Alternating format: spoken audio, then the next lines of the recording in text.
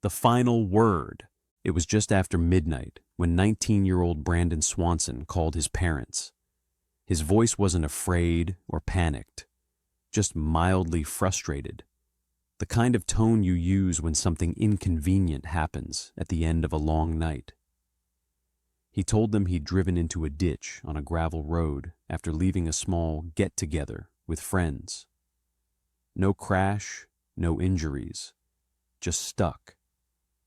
He said he could see the faint lights of the town of Lind glowing in the distance and needed a ride home. His parents got in their car immediately.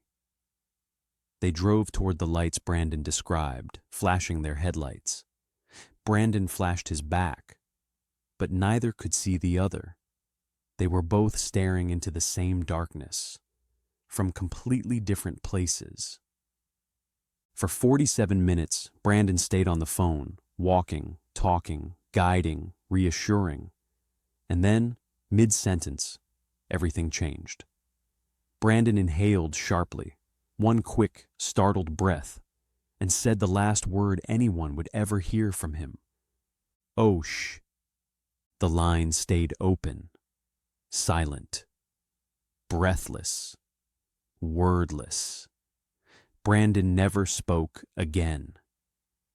In that single moment between sound and silence, a young man stepped out of the world and into a mystery that has remained unsolved for more than 15 years. This is the disappearance of Brandon Swanson, and this is Stranger After Dark. Chapter 1: A Boy with a Plan. To understand this case, you first have to understand who Brandon was. He wasn't reckless, troubled, or impulsive. He was thoughtful, responsible, and steady, a teenager with direction and purpose. 19 years old, studying wind energy at Minnesota West Community and Technical College, Brandon loved science and had a clear vision of his future. He called his parents regularly, kept them updated, and wasn't the type to wander off without explanation. He was grounded, reliable, not someone who vanished. But on May 13th, 2008, something happened that defies explanation even today. Brandon spent the evening with friends celebrating the end of the semester. It wasn't a wild party, just a small gathering. Some laughs, some conversation, nothing extreme. His friends later said he appeared sober when he left shortly before midnight for his 30-mile drive home. It was a route he knew well, familiar, routine. Yet something went terribly wrong. Chapter 2: The Wrong Turn. The drive from Canby to Marshall should have been simple, a straight highway, a familiar road. But sometime after pulling on to Highway 68, Brandon made a wrong turn, or took an unmarked gravel road he thought looked familiar. Minnesota farmland is a maze at night. Endless fields, identical gravel paths, and almost no lighting. Somewhere in that dark, rural labyrinth, Brandon's Chevy Lumina slid gently off the road into a shallow ditch. The car wasn't damaged. He wasn't hurt, just inconvenienced. He called his parents, explained what happened, and asked for help. His tone was calm, even apologetic. His father told him to stay put. Brandon agreed, but fate had other plans. Chapter 3: Two Different Realities. As his parents drove to find him, Brandon confidently described what he saw. He believed he was just outside Lind. He said he could see the town lights. He flashed his headlights. They flashed theirs. But neither saw anything, because Brandon wasn't anywhere near Lind, not close, not even within a reasonable mistake. He was nearly 25 miles away.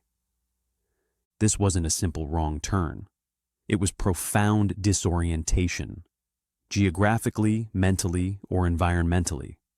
The landscape he described didn't match the area where his car was eventually found. It was as if Brandon was navigating a completely different map. Investigators still struggle with this detail. How does a boy who grew up in this area become so utterly lost on roads he had traveled many times? Whatever the reason, his parents' search efforts that night were happening in a completely different part of Minnesota than where Brandon actually was. Chapter 4. I'm just going to walk. After multiple attempts to locate him failed, Brandon made a decision that would alter the course of the night. He said he would walk toward the lights he believed belonged to Lind. His father urged him to stay put. Brandon insisted he was close, confident, calm, sure of his direction. He locked his car, stepped onto the gravel road, and began walking alone into rural Minnesota darkness. His father stayed on the phone with him, guiding and talking as Brandon described passing fences, hills, and eventually the faint sound of running water. He told his father he was approaching a creek. Then, Brandon Swanson heard it. The soft splashing of his son stepping through water. Brandon climbed the other side and continued walking, still believing he was moving toward home.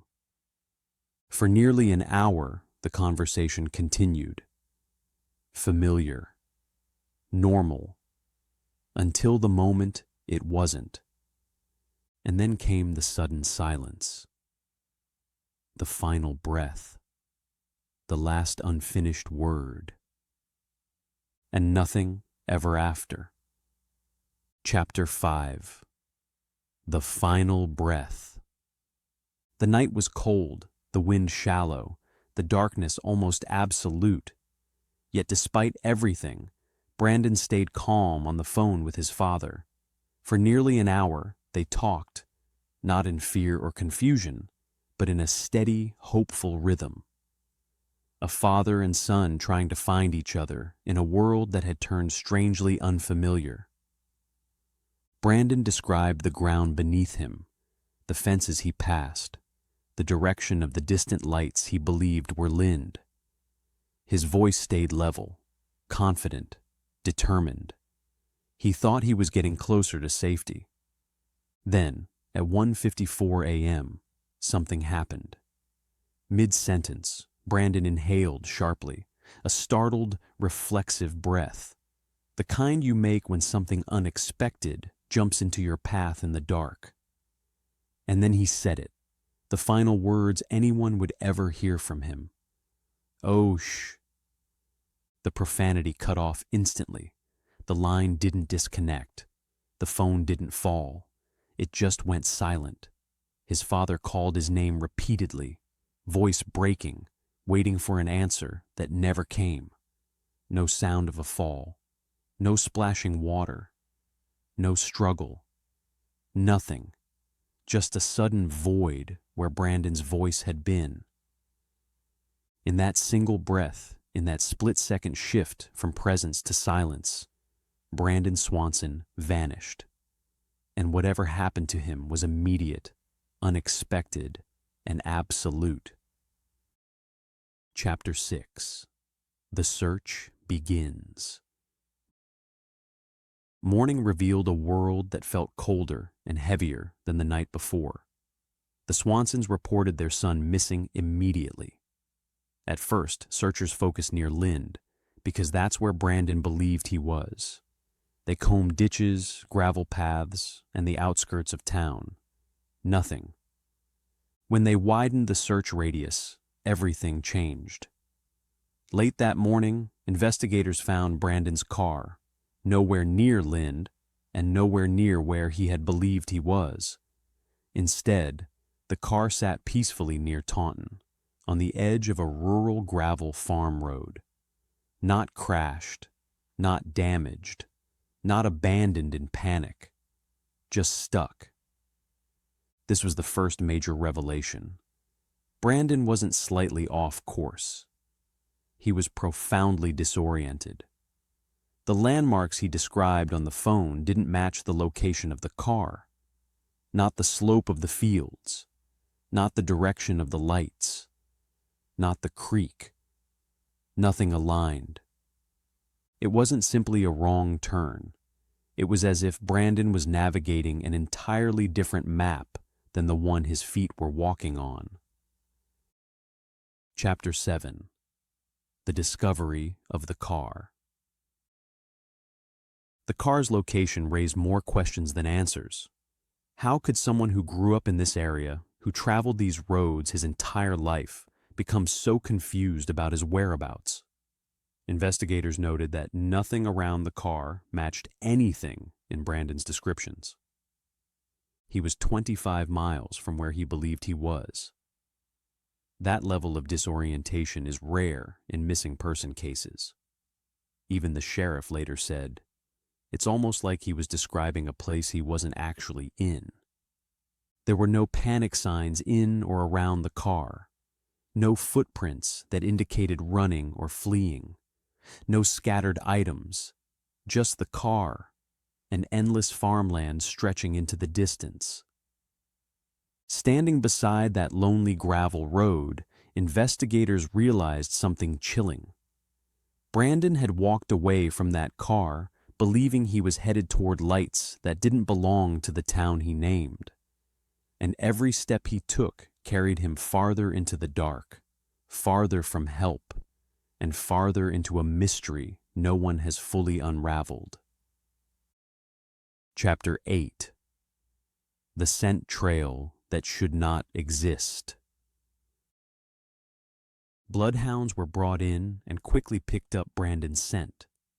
They followed it easily across the fields, through grass, across plowed soil, and down toward a creek. Their progress matched Brandon's phone conversation with eerie accuracy. When they reached the creek, searchers heard again, through the dogs, what Brandon Swanson had heard on the phone hours earlier: the splash of crossing water. Brandon's scent continued up the far bank, following rolling farmland toward open fields.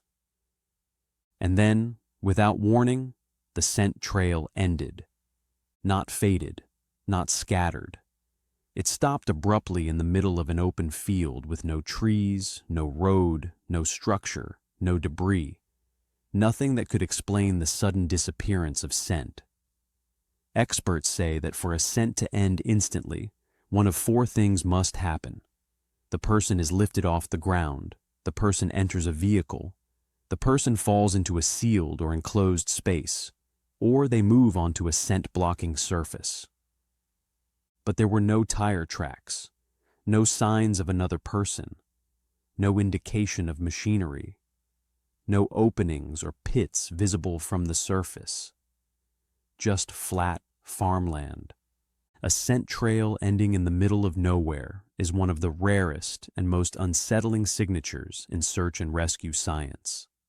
And that anomaly has haunted this case from the beginning. Chapter 9. The Night Becomes a Labyrinth. What began as a missing person case quickly evolved into something else, something darker and more complex. Searchers expanded their radius, then expanded it again. ATVs, horses, helicopters, hundreds of volunteers. They covered thousands of acres. They searched drainage ditches, abandoned wells, disused cisterns, equipment pits, and old outbuildings. They brought cadaver dogs, multiple times over multiple seasons. They used sonar in waterways. They walked long, straight lines through fields so thoroughly that grass bent in clean paths behind them. And they found nothing. A boy walked through these fields for nearly an hour while speaking on the phone, and yet not a single trace of him has ever surfaced. No clothing, no phone, no shoe, no remains, nothing. It is one of the most baffling disappearances in modern U.S. history. Logical theories exist. Investigators have hypotheses. But every explanation, no matter how rational, sits in the shadow of something deeper, something stranger, something that makes seasoned search professionals shake their heads and say, "We should have found him. We should have found something." But they didn't, and that void is where the darkest theories begin. Chapter 10. Theory: The Hidden Fall. One of the most widely discussed theories in the case is the possibility that Brandon fell into something hidden, something underground, unexpected, and invisible in the darkness. This region of Minnesota is filled with abandoned agricultural structures. Old wells, cisterns, grain shafts, and utility pits left behind from decades of farming. Many are unmarked. Some are partially collapsed. Others are buried beneath brush and tall grass. If Brandon unknowingly stepped into one of these, especially at night, it could explain almost everything: the abrupt stop on the phone, the immediate silence, the scent trail ending, and the complete lack of physical evidence. A sudden drop into an enclosed space would muffle his voice, conceal his body, and disrupt the scent trail instantly. Investigators thoroughly searched every documented hazard in the region. But rural records are incomplete. Old structures aren't always mapped. Farmers inherit land with forgotten dangers. A missed shaft or a covered opening isn't impossible. It's one of the theories experts still consider chillingly plausible. Chapter 11. Theory: Water. Another theory centers on water. Brandon crossed a shallow creek during his call. Searchers confirmed it. But could he have drowned farther downstream? The problem with this theory is that the creek near the scent trail was shallow, ankle to knee deep. Searchers, including divers and sonar teams, explored every nearby water source. They found no sign of a body, clothing, or personal objects. If Brandon slipped or collapsed near deeper water, search dogs would have picked up scent changes along the banks. They didn't. Rivers swallow evidence. Lakes hide secrets, but creeks rarely do. And this creek wasn't the kind of waterway that takes a person silently in the night. Despite this, it remains one of the theories investigators keep on the table, not because it fits perfectly, but because nothing in this case does. Chapter 12. Theory: Exposure. Exposure is a possibility, tragic but conceivable. Temperatures hovered around 40 degrees that night, cold enough to cause hypothermia, especially if someone is wet, exhausted, and disoriented. If Brandon succumbed to exposure, it could explain the silence. But it fails to explain why his body was never found. Hundreds of volunteers searched the area for weeks. They walked side by side in straight lines across thousands of acres. If Brandon had collapsed in the open, searchers would have found him easily. Exposure doesn't erase footprints. It doesn't erase scent trails entirely. It doesn't erase bodies. This theory is difficult to reconcile with the overwhelming lack of physical evidence. Chapter 13. Theory: Foul play. This is the theory nobody wants to imagine but cannot dismiss.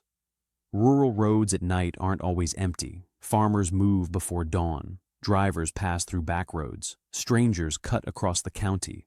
Could someone have encountered Brandon as he walked alone in the dark? Could an unexpected interaction have ended suddenly, without struggle, without noise, without leaving any trace behind? Foul play could explain the abrupt silence, the sudden end of the scent trail, and the total lack of remains. But investigators found no tire tracks, no signs of a confrontation, and no reports of unusual activity that night. This theory sits in an uncomfortable space, possible but unsupported, believable but unproven. a shadow cast by the unknown. Chapter 14. Theory: The Vanishing Point. The most unsettling theory blends parts of the others. Search maps show the scent trail ended near old, disused farm equipment and aging outbuildings, structures long abandoned, some partially collapsed, others weather-worn and forgotten. In regions like this, it's not uncommon for underground cavities or old foundation pits to exist beneath tall grass. These can be deep enough to conceal a fall, hidden enough to escape casual search. If Brandon fell into such a space, something obscure, undocumented, it would explain everything. Why his voice cut off instantly, why dogs lost the trail, why no remains have ever surfaced. It's the theory that many experts privately believe comes closest to the truth. Not because it's proven, but because it fits the silence. Final chapter: The Boy Who Walked into Darkness.